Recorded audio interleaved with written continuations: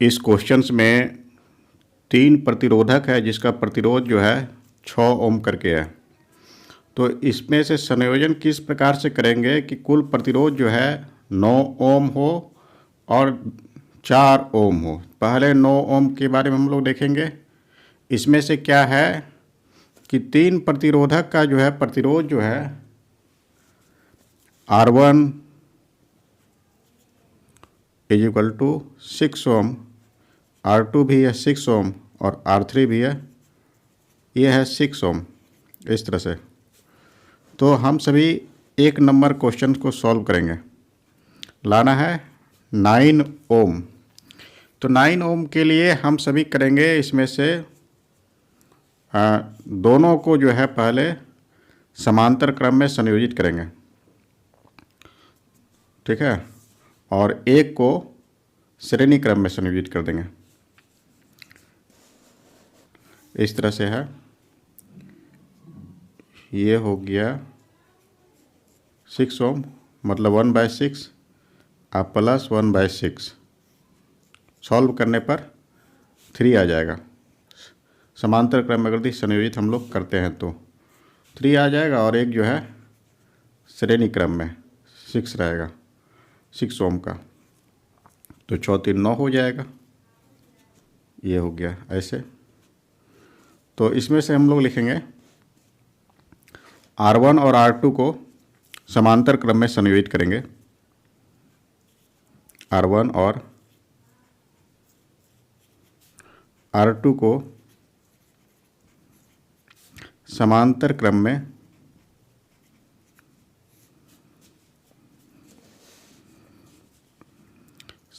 क्रम में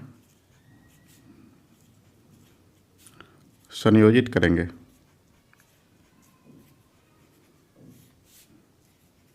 इस तरह से इसके बाद जो है तुल्य प्रतिरोध जो होता है 1/RS, इसको लिख देते हैं। ये हो जाएगा 1/R1 आप प्लस 1/R2। वैल्यू इसको रखेंगे 1/6 आप प्लस 1/6। तो एलसीएम लेने पर ये 6 आ जाएगा एलसीएम, यहाँ पर हो जाएगा 1 प्लस 1। तो इस तरह से ये हो जाएगा 2/6। सॉल्व करने पर 1/3 निकल जाएगा।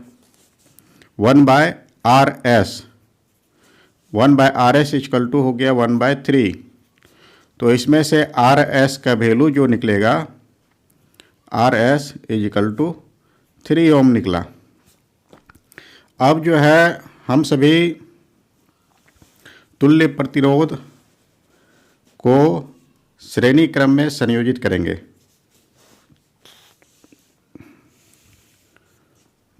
तो इसमें से RS तथा R3 को श्रेणी क्रम में संयोजित करने पर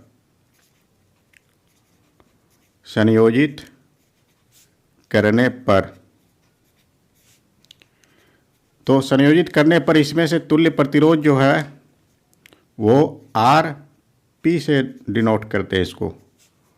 तो ये हो जाएगा RS आप प्लस R3। तो RS का वैल्यू जो है वो है 3 प्लस 6 ओम, ये मिल करके 9 ओम निकल जाएगा। तो इस प्रकार से हम सभी को तुल्य प्रतिरोध, कुल प्रतिरोध जो है 9 ओम प्राप्त करना था।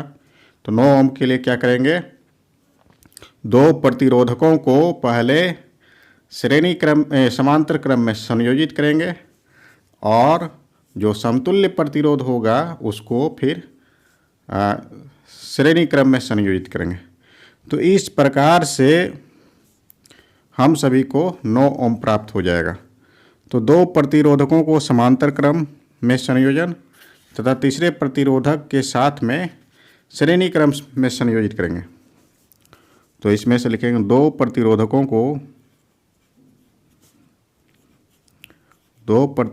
को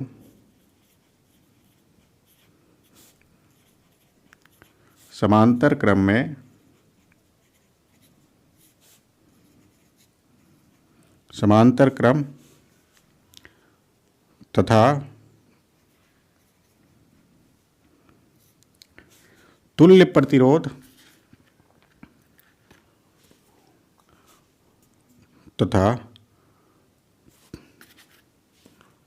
तथा तीसरे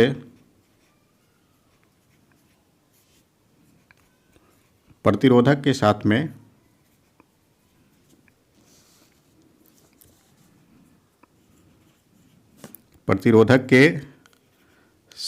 में श्रेणी क्रम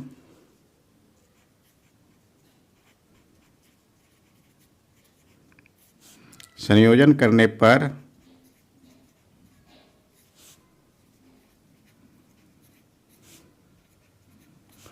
तुल्य प्रतिरोध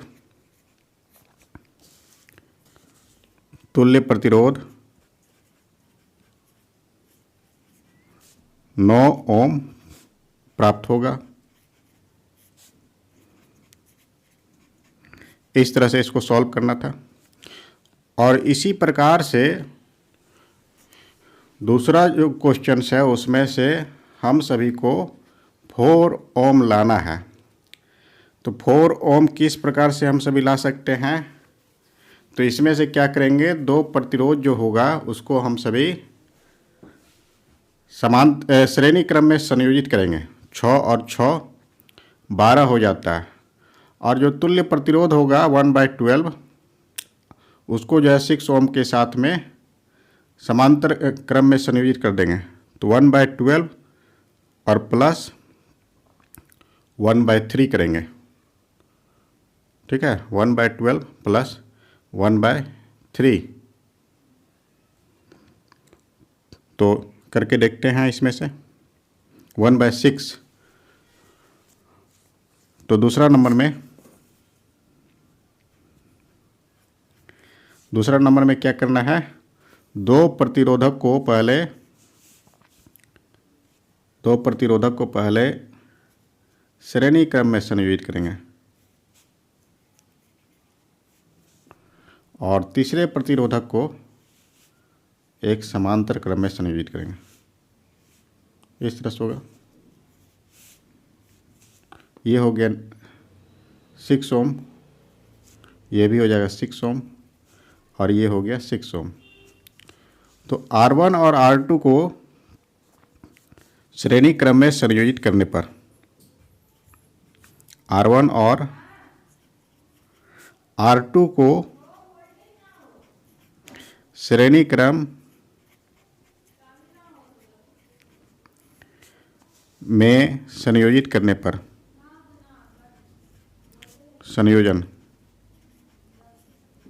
संयोजित करेंगे। तो इस प्रकार से इसको हम सभी श्रेणी क्रम में संयोजित किए हैं। तो इसमें से तुल्य प्रतिरोध का मान जो होगा Rp = हो गया R1 + R2। कहने का अर्थ हो गया 6 + 6 ओम। इसको सॉल्व करने पर ये 12 ओम निकलेगा। आगे जो है Rp के साथ में Rp तथा R3 को समांतर क्रम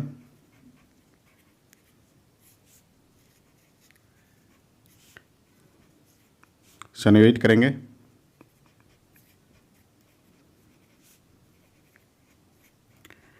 तो इस प्रकार से संयोजित करने पर कुल प्रतिरोध जो होता है 1/Rp प्लस 1/R3 इस तरह से हो जाएगा। तो ये जो वैल्यू जो निकलेगा 1/12 और प्लस 1/6 तो सॉल्व करेंगे, एलसीएम लेने पर 12 आ जाएगा। ये हो गया 1 + 2। इस तरह से ये जो है 3/12 1/4 ओम निकलेगा।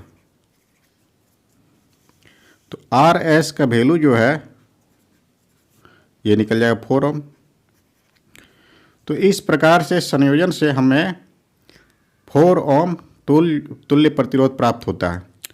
दो प्रतिरोधक को श्रेणी क्रम में संयोजित करना है और जो है तुल्य प्रतिरोध जो होगा उसको फिर समांतर क्रम में तीसरे प्रतिरोधक के साथ में संयोजित करेंगे। तो हमें 4 ओम क्वेश्चंस में 20 ओम प्रतिरोध का कोई बल्ब है और एक जो है 4 ओम प्रतिरोध का कोई प्रतिरोधक का प्रतिरोध है और एक जो है 6 वोल्ट की बैटरी के साथ में श्रेणी क्रम में ये संयोजित है। तो इसमें से सबसे पहला है कि कुल प्रतिरोध का मान हमको प्राप्त करना है। ए नंबर में हम सभी लिखेंगे R1 इज इक्वल टू हो गया 20 ओम और R2 जो है ये हो गया 4 ओम, इस तरह से है। तो इसमें से जो है कुल प्रतिरोध का मान प्राप्त करना है। तो कुल प्रतिरोध R equal to R1 plus R2 हो जाएगा। इसका वैल्यू को रखेंगे 20 प्लस 4 ओम, इस प्रकार से ये 24 ओम निकल जाएगा। तो श्रेणी क्रम में कुल प्रतिरोध का मान जो है ये 24 ओम हो गया। तो परिपथ में प्रवाहित होने वाले कुल धारा का मान प्राप्त करना है बी नंबर में। तो इसमें से भी का वैल्यू वो है 6 वोल्ट और आर का मान जो है वो है 24 ओम। आई का फॉर्मूला जो होता है ओम का नियम से आई इक्वल टू होता है वो होता है V बाय आर। तो V का वैल्यू जो है वो है 6 वोल्ट और R का वैल्यू जो है 24 ओम एम्पियर हो जाएगा। सॉल्व करने पर 1/4 निकलेगा एम्पियर। अगर ये दशमलव में बदले तो 0.25 एम्पियर निकलेगा। इसमें से जो है विद्युत सी नंबर में विद्युत लैंप और चालक का विभवांतर प्राप्त करना है। तो इसका विभवांतर V1 और V2 मान लेते हैं। लैंप का विभवांतर V1 और उसका विभवांतर V2 है। प्रतिरोध कोई जो चालक है उसका। सी नंबर में देखेंगे I का मान हमको प्राप्त हो गया। धारा का मान श्रेणी क्रम में बदलता नहीं है, वो समान रहता है। ये हो गया एम्पियर 1/4 एम्पियर। तो R1 का वैल्यू लैंप का जो है प्रतिरोध जो है वो है 20 ओम, इस तरह से हो गया। तो इसका विभवांतर जो है V1 जो होगा, ओम का नियम से हम सभी जानते हैं V equal to I R होता है। तो I का वैल्यू 1/4 हो गया और R का वैल्यू 20 हो गया। इसको सॉल्व करने पर ये वोल्ट हो जाता है इसका मात्रक। सॉल्व करेंगे तो 5 वोल्ट निकलेगा। ये हो गया बल्ब का प्रतिरोध, बल्ब का विभवांतर। बल्ब का विभवांतर, बल्ब का विभवांतर जो है यह है 5 वोल्ट। इसी प्रकार से हमको जो है प्रतिरोधक का जो है कोई चालक है उसका विभवांतर प्राप्त करना है। तो उसके लिए हम सभी क्या करेंगे, इसमें से धारा का मान तो वही रहेगा 1/4। इसमें से प्रतिरोध चालक का जो है प्रतिरोध जो है वो है 4 ओम। तो यहाँ पर जो है इसको हम सभी V1 लिख देते हैं। तो इसमें से V2 लिखेंगे। V2 का फॉर्मूला जो होता है वो होता है IR2। I का वैल्यू 1/4 इंटू R2 का वैल्यू 4 हो गया, इतना वोल्ट हो जाएगा। सॉल्व करेंगे इसको तो ये निकलेगा 1 वोल्ट। तो इस प्रकार से जो है बल्ब का विभवांतर जो है 5 वोल्ट हो गया और चालक का विभवांतर जो है विभवांतर ये हो जाएगा 1 वोल्ट। इस तरह से सॉल्व करके हम सभी निकालेंगे। इसमें से प्रत्येक प्रतिरोध में प्रवाहित होने वाला धारा का मान प्राप्त करना है। कहने का अर्थ हो गया इसमें से 3 प्रतिरोधक का प्रतिरोध दिया हुआ है 5 ओम, 10 ओम, 30 ओम और ये सभी जो है एक समांतर क्रम में संयोजित है। इसको 12 वोल्ट के बैटरी के साथ में संयोजन जोड़ा गया है। तो इसमें से कहा कि प्रत्येक प्रतिरोधक में प्रवाहित होने वाला धारा 5 ओम से कितना धारा प्रवाहित हो रहा है, 10 ओम से कितना धारा प्रवाहित हो रहा है और 30 ओम का से कितना धारा प्रवाहित हो रहा है। तो हम सभी जानते हैं कि समांतर क्रम संयोजन में धारा का मान बदल जाता है, लेकिन विभवांतर का मान एक समान रहता है, विभवांतर में कोई परिवर्तन नहीं होता है। तो यहाँ पर जो है सबसे पहले हम सभी देख रहे हैं कि R1 ये है 5 ओम, R2 ये है 10 ओम और R3 ये है 30 ओम। इस प्रकार से संयोजित है। तो सबसे पहले हम सभी समांतर क्रम संयोजन में कुल प्रतिरोध निकालते हैं। समांतर क्रम संयोजन में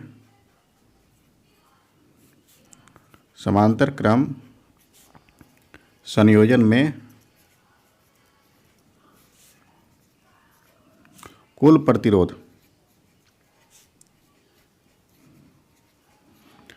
प्रतिरोध ये सभी फॉर्मूला हम लोग जानते हैं। 1/R = होता है 1/R1 प्लस 1/R2 और प्लस होता है 1/R3, इस तरह से होता है।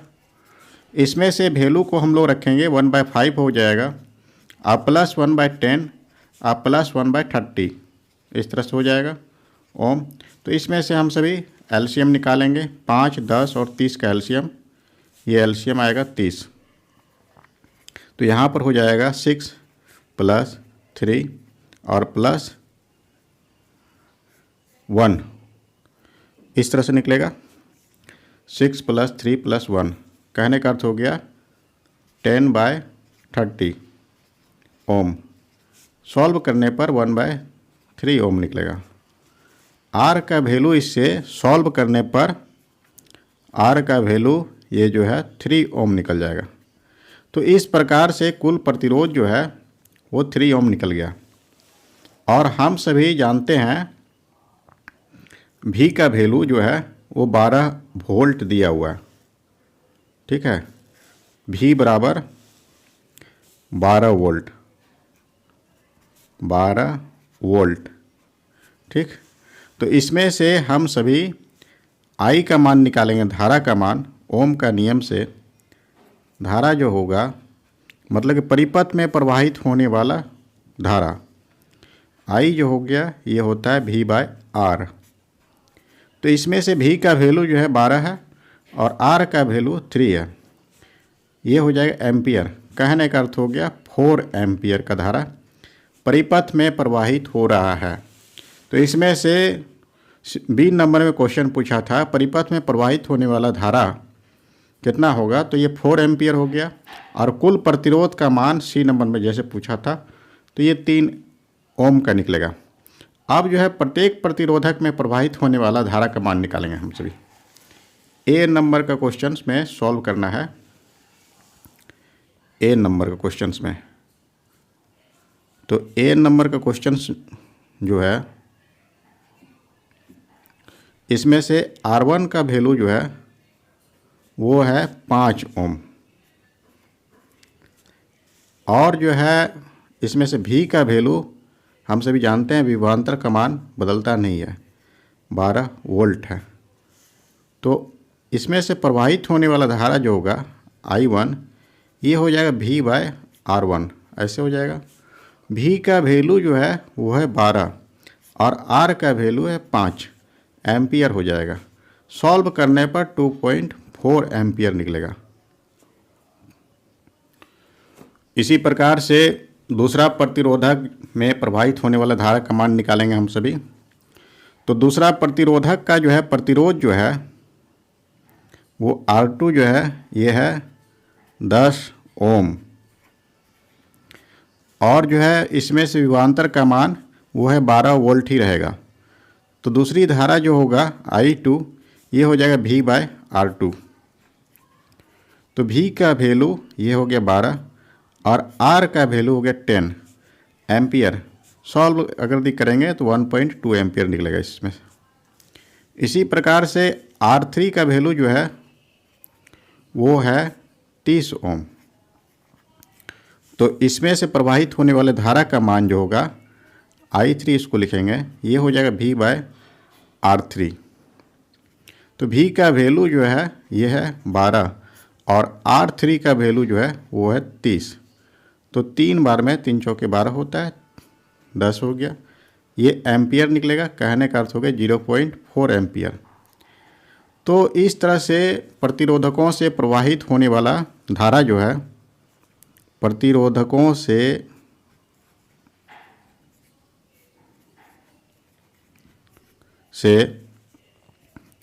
प्रवाहित होने वाला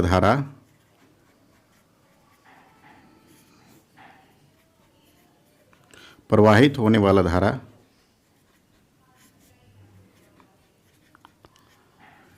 तो पहला धारा जो है I1 ये है 2.4 और दूसरा धारा जो है I2 ये है 1.2 एम्पियर और तीसरा धारा जो है I3 ये हो गया 0.4 एम्पियर। ए नंबर का ये था।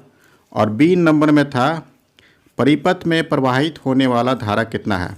तो हम सभी यहाँ पर धारा का मान निकाले हुए हैं, I बराबर 4 एम्पियर। तो परिपथ में प्रवाहित होने वाला धारा वो है 4 एम्पियर। परिपथ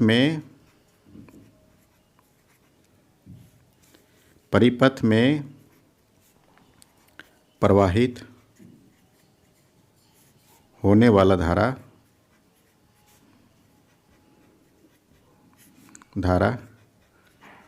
ये हो गया 4 एम्पियर। और सी नंबर में पूछा था कुल प्रतिरोध का वैल्यू हम सभी निकाले हैं 3 ओम। कुल प्रतिरोध जो है समांतर क्रम संयोजन में कुल प्रतिरोध ये हो जाएगा 3 ओम। तो इस प्रकार से इसको हल से एक फिगर दिया हुआ है और 2 वोल्ट के 3 सेल की बैटरी है। तो 2 वोल्ट के 3 सेल की बैटरी अगर रहे तो इसका विभवांतर जो है V इक्वल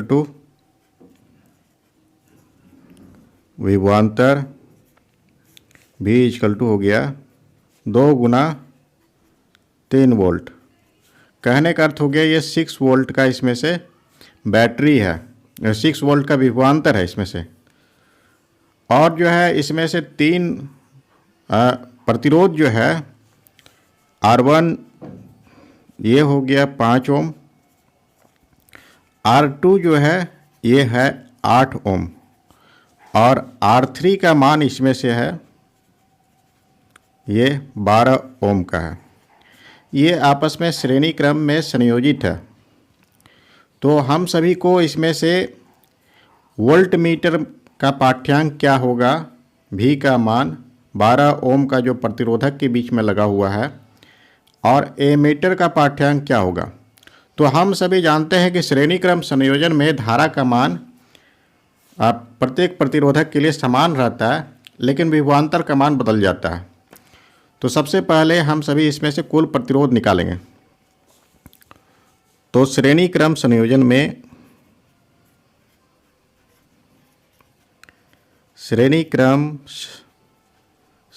में कुल प्रतिरोध जो है R इक्वल टू होता है R1 प्लस R2 और प्लस R3, इस तरह से होता है। तो तीनों का मान जो है ये हो जाएगा 5 प्लस 8 प्लस 12 ओम हो जाएगा। सॉल्व करने पर ये 25 ओम निकलेगा। 25 ओम का जो है इसमें से कुल प्रतिरोध है। और V का मान हम सभी जानते हैं, V बराबर जो है ये है 6 वोल्ट। V का मान 6 वोल्ट हो गया। तो ओम के नियम से धारा का मान हम सभी जानेंगे। ओम का नियम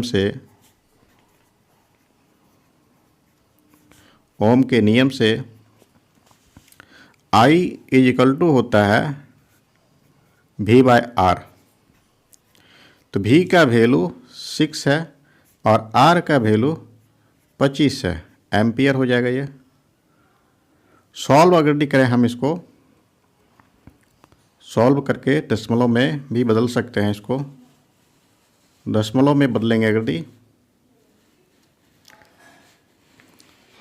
दशमलव में बदलें तो 25 को भागा देना है 6 से, तो 0 हो गया। यहाँ पर 0 हो जाएगा, 25 दूना 50 हो जाता है, फिर 0 उतरेगा, इस तरह से 100, 25 चौके 100 होता है, तो 0.24 ये निकल जाएगा 0.24 एम्पियर धारा का मान। तो एमीटर का पाठ्यांक जो होगा 0.24 एम्पियर का निकलेगा। तो अब हम सभी को वोल्ट मीटर का पाठ्यांक निकालना है। तो धारा का मान हम सभी को प्राप्त है, और प्रतिरोधक का प्रतिरोध जो है R3 जो है, इसमें से ये 12 ओम है, 12 ओम। तो V3 हम लोग लिखेंगे, V3 ये हो जाएगा I इंटू R3, ये हो जाएगा। तो I का वैल्यू हम सभी निकाल चुके हैं 0.24 इंटू R3 का वैल्यू जो है वो 12, ये वोल्ट हो जाएगा। तो इसका वैल्यू जो है 24 गुना 12 जो है 240 और प्लस 48 288 हो जाएगा। दशमलव जो है 2 अंक के बाद, तो 2 पॉइंट ये निकलेगा, भी वोल्ट निकल जाएगा। तो हम सभी देखें कि एमीटर का पाठ्यांक जो है, एमीटर का पाठ्यांक, एमीटर का पाठ्यांक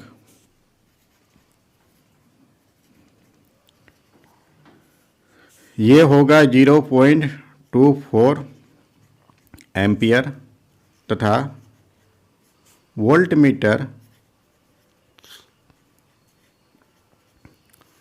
मीटर का पाठ्यांक जो है, पाठ्यांक ये निकलेगा 2.88 वोल्ट है।